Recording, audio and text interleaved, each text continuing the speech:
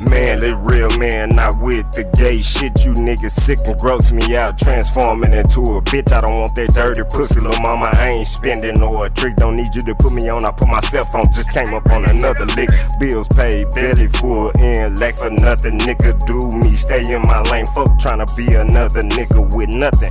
Brainwashed and continue lied to our social media. Censor everything real good and true destruction. First news follow-up. We told you yesterday about after-school Satan clubs and the controversy the name is causing in some Ohio districts. The program is put on by the Satanic Temple, who are primarily atheist. First News reporter Desiree Goslin spoke with their co-founder to learn more about these programs. After-school Satan clubs have been in operation in different U.S. cities for about the past 6 years. Now, more are starting to pop up in the Buckeye State. The after-school Satan club programs are just put into schools as an alternative to religious indoctrination programs. Lucian Greaves is the co-founder and spokesperson for the Satanic Temple and says they are only starting their clubs at schools that already have religious-based after-school programs. It's dedicated to critical thinking and educating children and making sure that they have a fun educational time in a safe environment. One question on everyone's mind, why the name?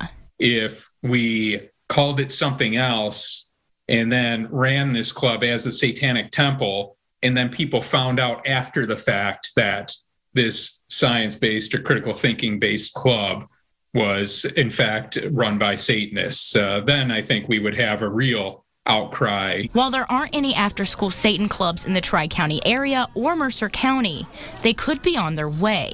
We had trouble finding liability insurance coverage for a while, and we got our liability insurance in place more recently, and now we're rolling out a whole new wave. And school districts have no authority to prevent them from using public buildings after school because of a Supreme Court ruling. Unconstitutional to pick and choose which religious organizations can hold after-school clubs. For WKBN, I'm Desiree Goslin reporting. Well, people ask that all the time. What is an acceptable situation with regard to SARS-CoV-2 and COVID-19, and in this case, Omicron, that we are willing to live with in the sense of not having it disrupt our lives? Well, first of all, the important point to make is that we are not there right now. As Dr. Walensky said, when you have over 2,000 deaths, 150,000 hospitalizations, and you have people who are now getting infected to the tune of somewhere around 700,000 a day, we're not there yet. Where we want to be is that sufficient control, and control we mean not eradication like we did with smallpox, that's unreasonable, not necessarily elimination like we've done with polio and with measles by mass vaccination campaigns, but a level of control that does not disrupt us in society, does not dominate our lives, does not prevent us to do the things that we generally do under normal existence.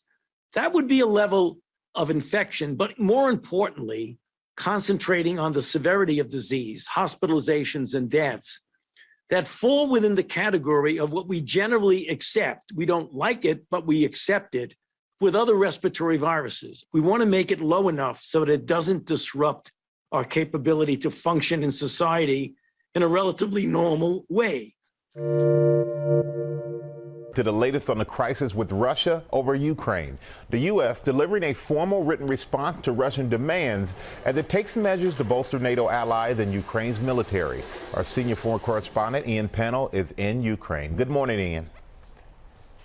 Yeah, good morning, Michael. Russian President Vladimir Putin has now studied America's response on the security issues. The Kremlin saying this morning that Moscow's full response will be swift. The outcome, of course, could make the difference between war and peace in Ukraine. This morning, the Kremlin responding to America's refusal to give Russia security guarantees over Ukraine. The Russian Foreign Minister, Sergei Lavrov, saying there's no positive reaction on the main issue in this document, but there are grounds on other issues to keep on talking. The US ambassador to Russia hand-delivering a formal written response to Moscow's security demands, but the Biden administration refusing to agree to Putin's central request, a guarantee Ukraine will never join NATO. We make clear that there are core principles that we are committed to uphold and defend, including Ukraine's sovereignty and territorial integrity, and the right of states to choose their own security arrangements and alliances. The US still preparing for all scenarios as 8,500 American troops remain on high alert and additional US military aid, including anti-tank missiles and ammunition, continue to arrive. Right now, the document is with them and the ball is in their court. Whether they choose the path of diplomacy and dialogue, whether they decide to renew aggression against Ukraine, we're prepared either way. More than 100,000 Russian troops amassed around Ukraine's borders, while Russia's defense ministry releasing more video showing warships taking part in what it says are just drills in the Black Sea. Despite Russian denials, America's chief negotiator in talks with Russia now warning of the possibility of an imminent Russian attack. We certainly see every indication that he is going to use military force sometime, perhaps now and middle of February. Well, one other development, separate talks in Paris involving Russians, Ukrainians, as well as the French and Germans have ended positively. They're going to talk again in 2 weeks' time. So despite these dire warnings, the military action could happen at any time. Cecilia, for now, the East Coast bracing for what could be a major nor'easter. There could be heavy snow on the way from North Carolina to Massachusetts. Ginger has the latest expected track of the storm. Good morning, Ginger.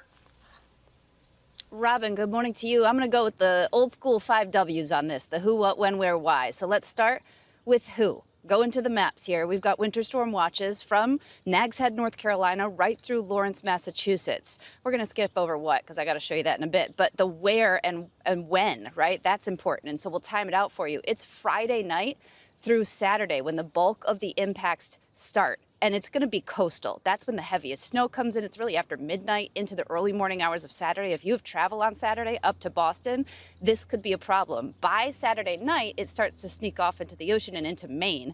Now you're looking at the snowfall forecast. So what? We've got more than a half foot possible for many places. And the heaviest, though, looks like, Robin, it'll be Rehoboth Beach all the way up through the Cape. Don't forget, there's another what, and that is the wind. Big time gusts up to 60 miles per hour.